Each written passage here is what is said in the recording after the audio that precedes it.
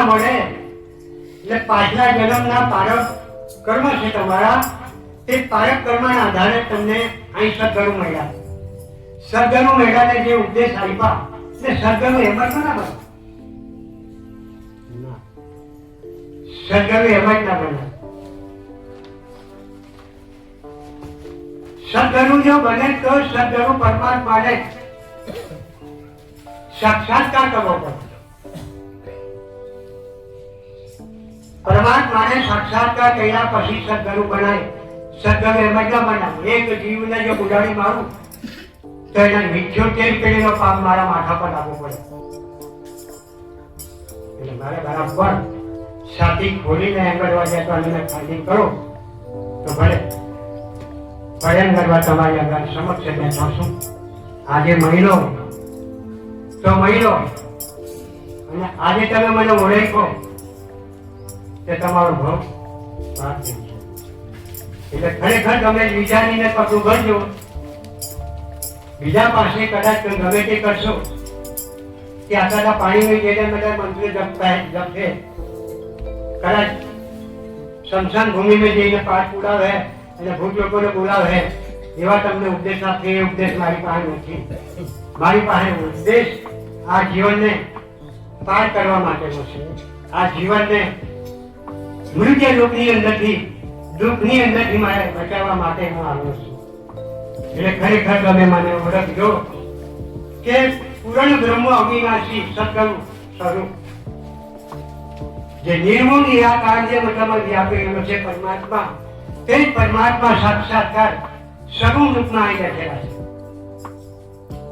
પણ એને ઓળખવા માટે તમારી પાસે દિવ્ય દ્રષ્ટિ નથી, એટલે તમારાથી ઓળખી શકાય ના.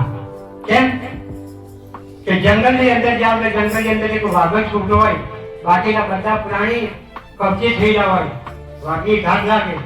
એટલે એમ ગણવા જાય તો તમારી અંદર કામ કરો મદ મોહ લોભ આ બધા ભણાનો ભરેલા છે. એટલે મારા શબ્દની તમારી આગળ કોઈ ગુંજાવતી નથી અને કોઈ મને એવી આશા નથી કે કદાચ તમે નીકળી શકો. પણ મને ભગવાને આપેલો છે, મોકલેલો છે, તો આશીર્વાદ દુઆ આપું કે તમે કરે તેટલું મળશે. મારાથી તમને આપી શકાવાનું નથી, કોઈ તમને આપવાનું નથી. આજે આ હાથે કરો તો પેલા હાથે પાછું રહેવાનું છે. જે અંગણવા જાય તો ઘરેની અંદર જે ભરેલા દાગીના તમારા હશે તે દાગીના 12 મહિનાને એટલે સરળ પડી જાય છે. તો બાઈને અતિથિ આવેલો એના ક્રમમાં એના ભાગ્યમાં લખેલું એ 100 ગ્રામ અન્નદાન લેવા માટે આવ્યો ને એને તમે જો પાછો કાઢો તે તમને આ જન્મની અંદર ઉત્તમ મતલબમાં શ્રાપ મળી ગયો અને એના શ્રાપને કઈ મુક્તિ તમે ના છો. એટલે કોઠાની અંદર ભરેલા અનાજ છે તેની અંદરથી જે એના ભાગ્યમાં છે 100 ગ્રામ 200 ગ્રામ એને આપી દેવ તો એ આશીર્વાદ આપશે કે ભગવાન તમારું ભલું કરશે, જરૂર ભલું કરશે. કેમ કે ભલે એ ગમે તેવી હોય, ગમે તે લાલચી હોય, લોભી હોય, કામી હોય, કરોડી હોય, તો પણ એ આંગણે આવ્યું અતિથિ એના ભાગ્યમાં લખેલું હતું એ તમે કેમ ના આપ્યું, એટલે આપી દેવું જરૂરી છે. અને એ આપવાથી તમને આશીર્વાદ મળે છે. કેમ કે એમાં બી ભગવાન બેઠો છે ને, એમાં બી ભગવાન બેઠો છે.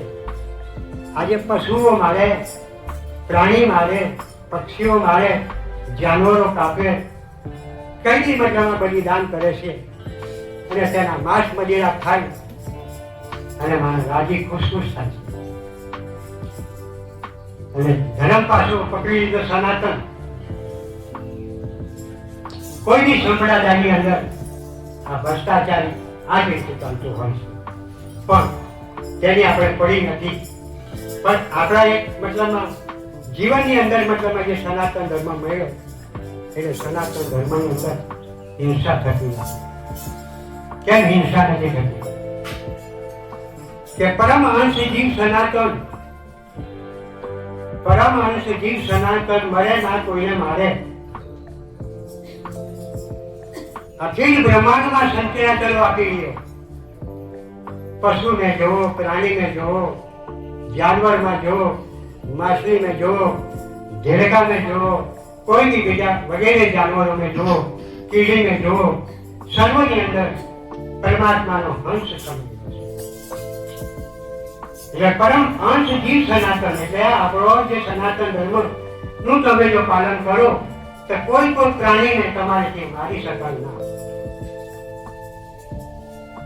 કોઈ પણ પ્રાણીને મારી શકાય ના, દબો કરી શકાય ના, અને તેને તમે ગળા પર સળિયો મૂકો એ પણ બહુ મોટી મહાન ભૂલ છે।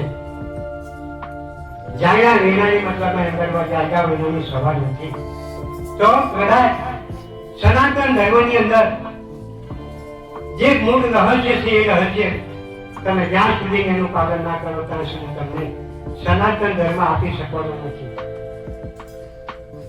સનાતન ધર્મ ની કોઈ પ્રાપ્તિ કરવા માટે કોઈ દેવતા નહીં હતા, કોઈ મનુષ્ય નહીં હતા, પ્રાણીના હતા, રાક્ષસના હતા, દેવતાના હતા, ગંધર્વના હતા, દાનવની હતા, તે કોઈએ સનાતન ધર્મની પ્રગતિ કરી નથી। તો સનાતનની પ્રગતિ કરી એ તો પોતે સાક્ષાત્કાર પરમાત્માએ એને પ્રકાશિત કર્યો છે। બ્રહ્મા વિષ્ણુ મહેશ્વરને આ સૃષ્ટિના કાર્ય કરવા માટે કે બ્રહ્મા તારે ઉત્પત્તિ કરી, વિષ્ણુ તારે પાલન પોષણ કરવું, મહાદેવ તારે સહાર કરવાનું, ત્યારે એમની ઓલાદને કરવા માટે ભગવાન પરમાત્મા નિરંજન પાસે એમને આદેશ કર્યો। વિષ્ણુ ભગવાને બ્રહ્માએ મહાદેવે કે પ્રભુ અમારી ઓલાદ કેવી રીતના કરીને આપશે, તમે અદ્રશ્ય થાવ તો ભલે પણ કઈ રસ્તો બતાવો। ત્યારે એમ કરવા જાય એને સનાતન ધર્મનું સ્થાન આપેલું કે આ સનાતન ધર્મની તમે સેવા કરજો, સનાતન ધર્મ તમે ચલાવજો, સનાતન ધર્મની અંદર રહીને તમે જીવ જંતુ પશુ પ્રાણીની ઉપર દયા ભાવ રાખજો તો તમારી પેઢીઓ પાછળ ઉતરી આવશે। તો સનાતન ધર્મની અંદર તો આજે ઘણા ખરા ભાઈઓ અત્યારે હાલમાં ભૂલચૂક થાય છે, એના માટે કદાચ મારે કોઈ સમય આવે તો અત્યારે એ કદાચ એનો સવાલના જવાબ હું આપી શકું છું કે સનાતન ધર્મનું પાલન થતું હોય તો કરજો, ની પાલન થતું હોય અને મોડાના સવાજો લેતા હોય, જીવ હિંસા કરતા હોય, કઈ રીતે ખોટું કરતા હોય, જૂઠું બોલતા હોય, ચોરીઓ કરતા હોય તો કોઈ પણ બીજો સંપ્રદાય એવો હોય તેમાં તમે ચાલ્યા જજો તો તમારું પાલન પોષણ થયું। પણ આ સનાતન ધર્મ એ કરવા જતો જીવ હિંસા વિનાનો છે। શિવ મહાપુરાણમાં ઉલ્લેખ આપેલો છે ભગવાન શિવે કે હિંસા એ હિંસા એ સનાતન ધર્મનું પાલન નથી, અહિંસા એ સનાતન ધર્મનું પાલન છે। અહિંસા એટલે કે પ્રાણીને બચાવો, કોઈને જૂઠું ના બોલો, કોઈને સીધી સલાહ આપો, કોઈનું ભરણ પોષણ કરો, ભૂખાને ભોજન આપો, તરસાને પાણી આપો, તમે એમ કરવા જાય તો કઈ ગુણગાન કરો એ સનાતન ધર્મનું પાલન છે। સનાતન ધર્મ મુખ્ય મેન તો આ જ આવી જાય છે કે માતા પિતાની સેવા એ સનાતન ધર્મનું ઉપર આપણું મળે છે। માતા પિતાના આશીર્વાદ દ્વારા આપણો સનાતન ધર્મ આગળ ચાલે છે। એટલે આ બધું એ બતાવે છે સંત લોકો ગમે તે ભજન બોલો, એ ભજન મતલબ ગાવા માટે નથી બોલતા, ભજન ગાવા માટે નથી બોલતા, ભજન ને અંદર મતલબ છે એ તમે જઈને તમારી ચાલવા એ ખાવા માટે અને એ ભૂખતર તમારી ઓલાવવા માટે। એટલે અંદર મુખ્ય રહસ્ય આપેલા છે એ રહસ્યને તમારે જાણવા જોઈએ। અને કઈ ભૂલો ફાળો થતી હોય તો આવા સત્સંગ આવા કોઈ સંતોના શબ્દો પડે એનું પાલન પોષણ કરો। પછી તમે કદાચ એમ કરવા સંકટ સમય આવે, આજે તો મતલબ તેની અગરબત્તી તમે ચેતાવો, દીવો કરો નહીં કરો, ફૂલ ચડાવો નહીં ચડાવો, તો પગે લાગ્યા ઉઠીને તમે ચાલો। પણ જાણે તમે કાલે મતલબ એને ટકીને પૂજા કરો, કાલે અગરબત્તી કરો, કાલે એને નામ લેવાનું માનો કે જયારે ચડી પડ્યું હોય ને આપણને કે ભાઈ કાલે હારો મારી નાખવાનો છે, ત્યારે કલાક બેહી જાય બે હે ને, ત્યારે કલાક બે કલાક બેહે કે પ્રભુ જોજે અને કાલે તો મને પતાવવાનો છે, એટલે મારે આમાંથી બચી જવા માટે કંઈક રક્ષા કરજે પ્રભુ. એટલે એમ ગણવા જાય તો, એટલે એમ ગણવા જાય તો સ્વર્ગની આ દુનિયા બધી છે. તો એના માટે કેટલું બલિદાન અમે આપ્યું. ગુરુએ એક વચન આપ્યું કે આના કરતા તમે શરીર છોડી ચાલ્યા જાવ તો હાલ મૂકે.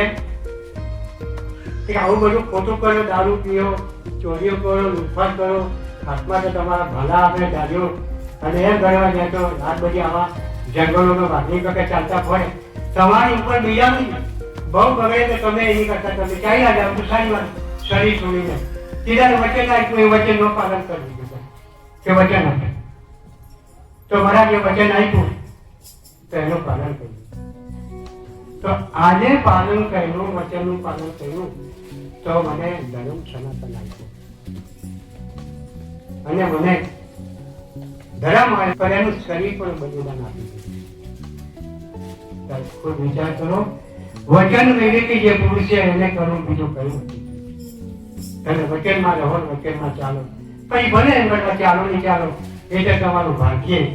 મારાથી મતલબમાં જે સત્વગુણ છે અંદર ભરેલો, મારા અંદર બીજું અસત્ય કર્યું છે, એટલે હું તમને આપું છું એ તમે લઈ લો અને તેના પર તમારું જીવન ગુજારો.